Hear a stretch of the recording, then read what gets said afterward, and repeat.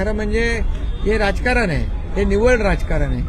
आणि तुम्ही जाताना शेतकऱ्यांच्या बांधावर जाताना कधी काही त्यांच्या हातात काही मी पूर्वी पण म्हणालो होतो, कधी एक साधा त्या शेतकऱ्यांच्या मुलाच्या डोळ्यातले अश्रू पाहून कधी त्याच्या हातावर एक बिस्किटचा पुडा तरी ठेवला का? आम्ही मोठे किट पाठवले, सगळं पाठवलं, त्यांचा दसरा चांगला झाला, दिवाळी त्यांची चांगली होईल हे आम्ही पाहिलेलं। आणि अंबरडा मोर्चा, कसला अंबरडा? जे उंबरटाई न ओलांडणारे आता हंबरडा फोडायला लागलेत। सत्ता गेली तेव्हा हंबरडा फोडला, खुर्ची गेली तेव्हा हंबरडा फोडला।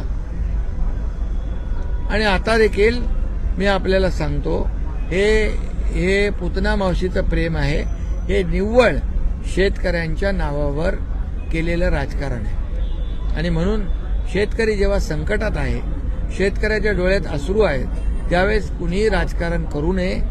अशा वेळेस शेतकऱ्यांच्या बाजूने उभं राहिलं पाहिजे आणि ते आम्ही काम केलेलं आहे। शेतकऱ्यांच्या मदतीसाठी आम्ही उभे राहिलोय।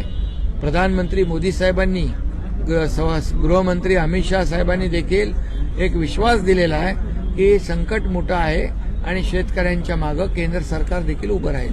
त्यामुळे महाराष्ट्र सरकारने तर मोठं पॅकेज दिलंय आणि शेतकरी यामधून सावरल्याशिवाय राहणार नाही आणि त्याला आधार मिळाल्याशिवाय राहणार नाही।